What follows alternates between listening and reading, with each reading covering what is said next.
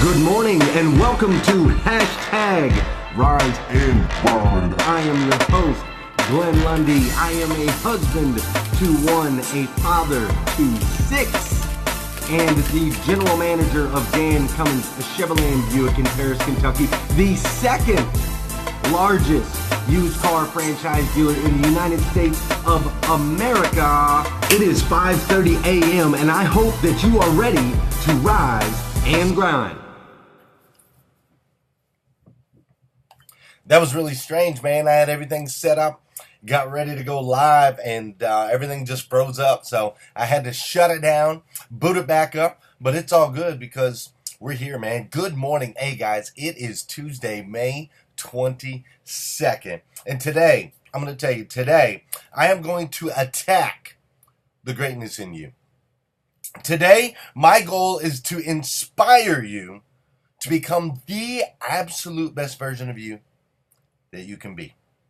Today, I'm going to share with you some things that will alter how you look at your life. In today's episode, my goal is to transform your future.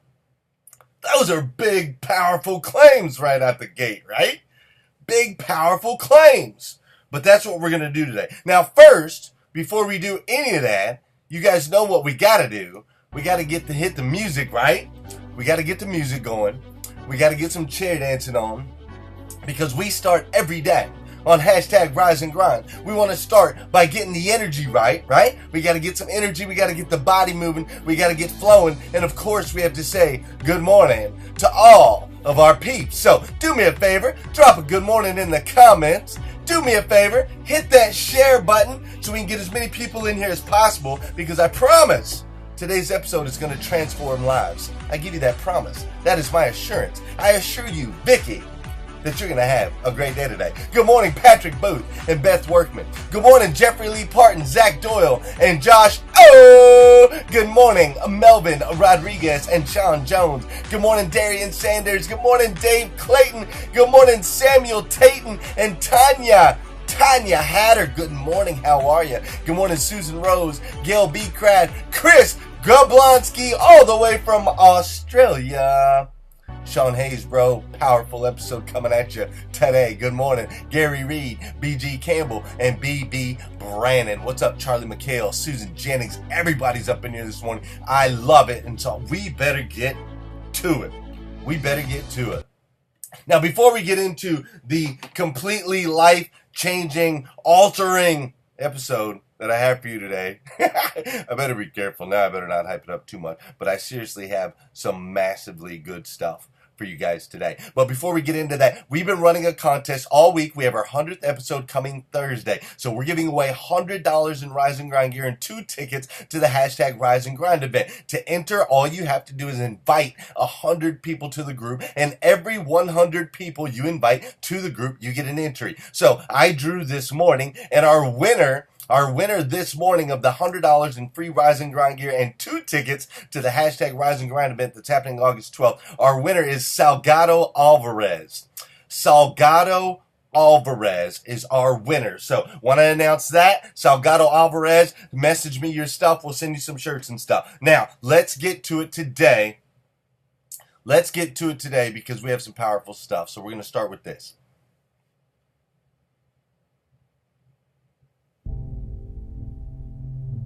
I don't know what that dream is that you have.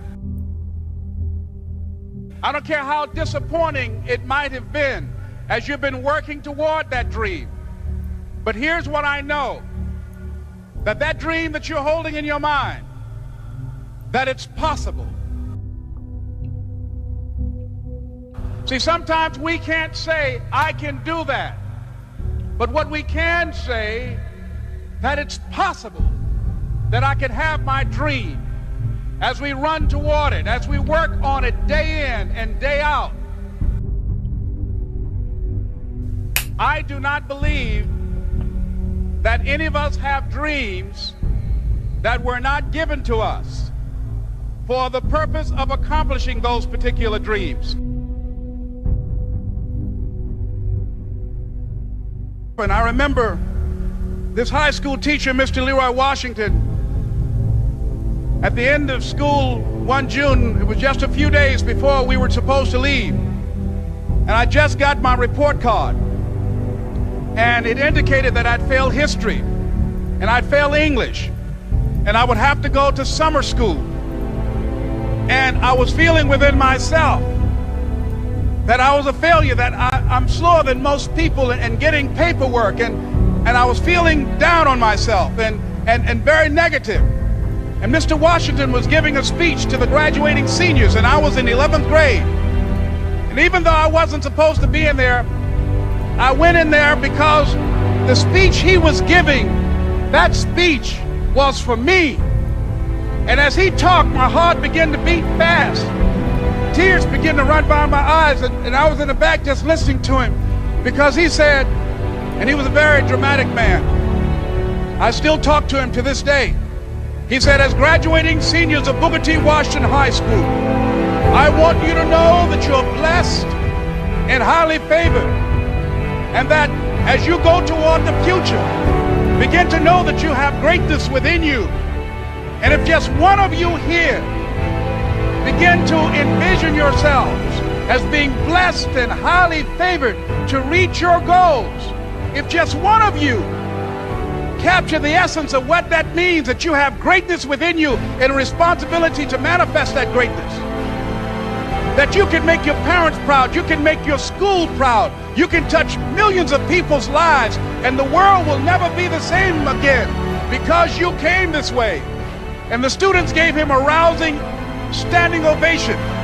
And as he left the auditorium, I ran down the steps and I caught him in the parking lot. I said, Mr. Washington? He said, yes. I said, do you remember me, sir? He said, no. I said, my name is Leslie Brown. My mother, she works in the cafeteria here. I'm one of the twins, Leslie and Wesley. I said, Mr. Washington, but you know, I got these big dreams. You know, I like talking to people. I love people. I said, I want to work with people, and I got this dream of buying my mama a home. Could I do that, Mr. Washington? He said, it's possible, Mr. Brown. And as he walked away, I called him again. I said, Mr. Washington? He said, what do you want now? I said, I'm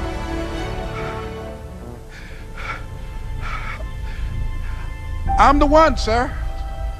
I said, I'm the one. You remember me, sir. I'm Miss Mamie Brown's boy. I'm the one. I'm the one.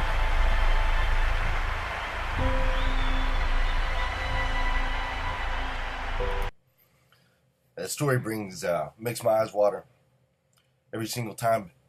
But you see, I remember a moment in my life, man. I had been in jail for 17.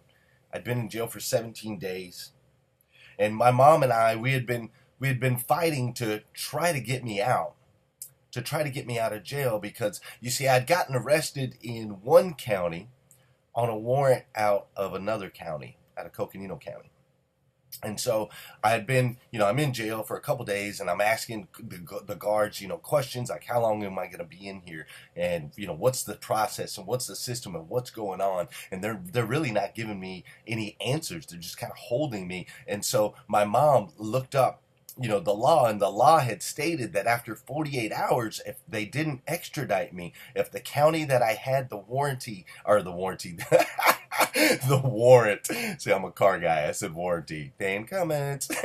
So the county that I had the warrant out of didn't come pick me up in 2 days. They were supposed to release me.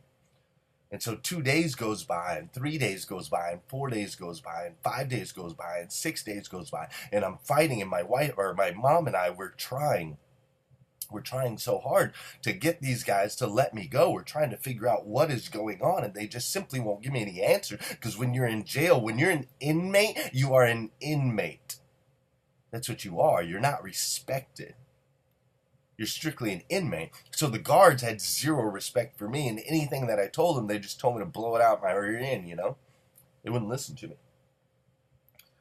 So here we are, we're fighting to get me out, It's not working, they're not listening, I don't know what's going on. I'm in this jail, and I'm in like a high security jail, even though I was in on some low security stuff, and it was scary. And so I just ultimately kept retreating to my room, kept retreating to my cell, and I kept reading this book called Piercing the Darkness. And in this book called Piercing the Darkness, it talks about how when we're born, from the moment we're born, Satan has angels that are fighting for your soul, and that God has angels that are fighting for your soul. And it tells the story of this young lady and her travels and all the mistakes that she made along the way. And she made some big ones, including like murdering her own child. It's a crazy, crazy story, right? And I'm deep into it. And at this time, I'm just starting to understand that God is real. And I'm starting to understand my faith. And so I'm digging into this story, and I'm retreating, and I'm in this vulnerable place. And I reach a point in the story where the character gets saved, and she gets saved by a woman named Betty Smith. And Betty Smith is my grandmother's name. And in that moment, I had already connected with the character, and now I connected with the story. And then I understood exactly what my lesson was, why they wouldn't let me out of jail, because if they would have let me out, I wouldn't have paid attention, but instead they had me cornered. God had me trapped, and he had a message for me to hear, and I heard it, and when I heard it, I wept. I cried. I released. I just simply quit. I quit trying to do it all myself, and in that moment, as I wept, as I cried, when I quit, in that moment, all of a sudden, across the PA, it said, Glenn Lundy, roll up. Roll up, which in jail terms means get your mattress, roll it up. Get your stuff, roll it up, because you're headed out. I couldn't believe it. It was the moment that I released my past. It was the moment that I quit. It was in that moment that I wept and I cried and I gave up on trying to do this all by myself. That was the moment that I became free. I was given another chance in my life, and I realized then that it was going to come down to my choices. As soon as I walked out of that jail cell, I had choices to make. I could turn left, I could turn right. When I was in jail, I had no choices. I had to follow orders. I was locked. I wasn't free. But once I was free, then I had to realize the choices belonged to me. This morning, I need you guys to know a few things. I need you to know a few things. This Tuesday morning, May 22nd, man. I need you to know that you're never going to move forward. You are never going to move forward until you weep and let go. You're never going to move forward in life until you quit. You have to completely just quit, man. You have to release your past.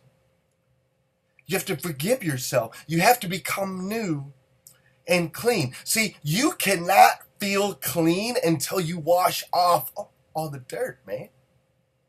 You can't feel clean until you let it all go.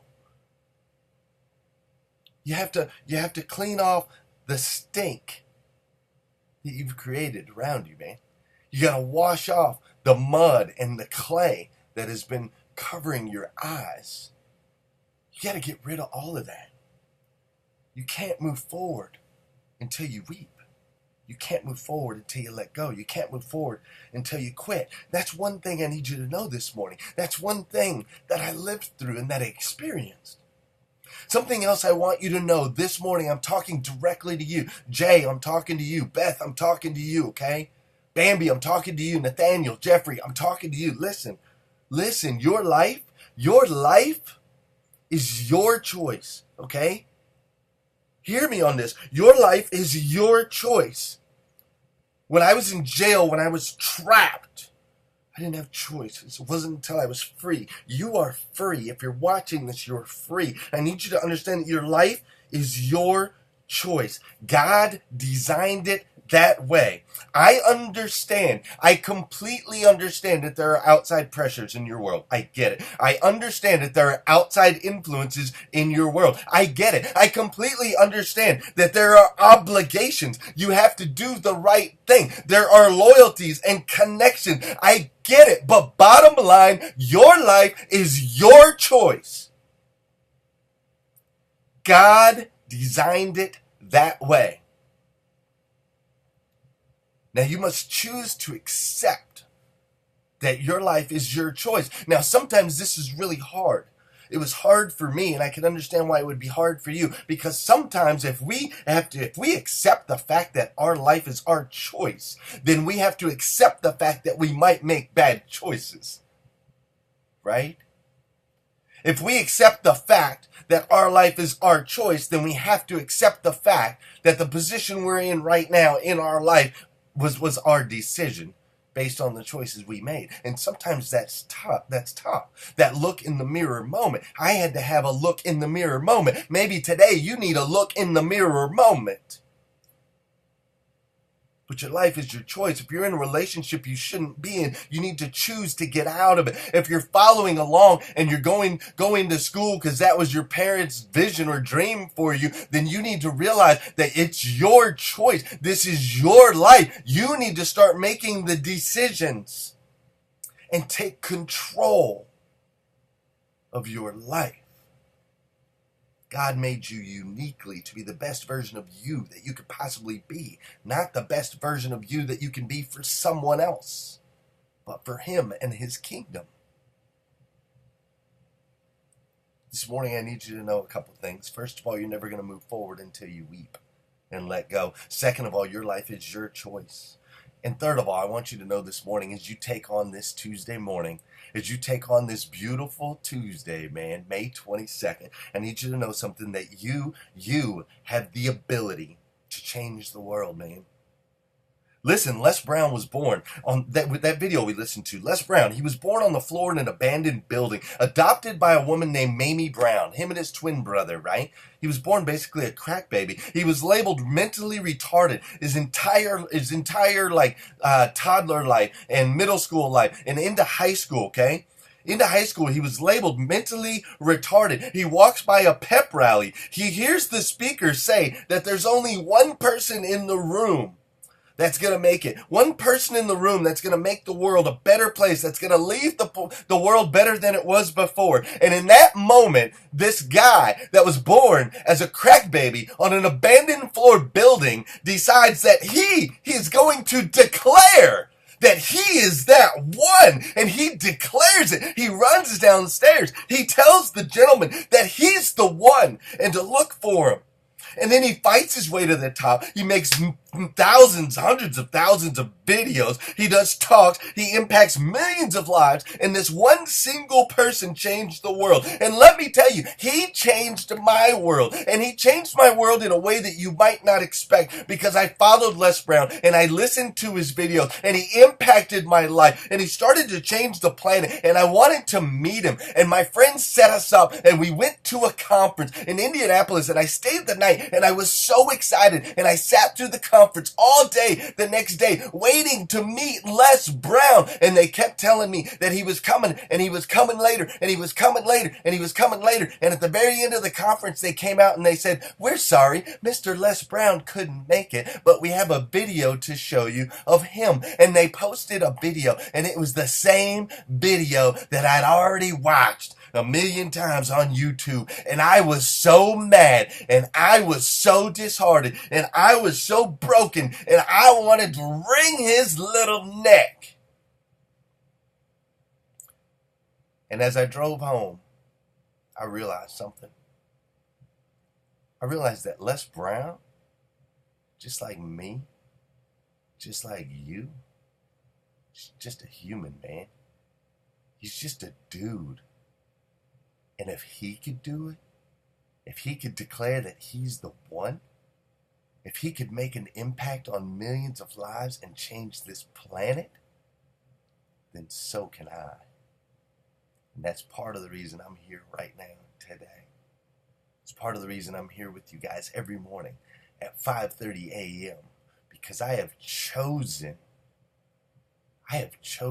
with the freedom that I have been granted and the freedom of choice given by God, because I've wept and I've cleaned the dirt away. I've released the man that I was, and I have chosen a life where I'm going to make an impact on this planet. And I'm going to do that with you guys. This is my choice. I choose to rise and grind. And I know you guys are with me, because you guys are truly amazing.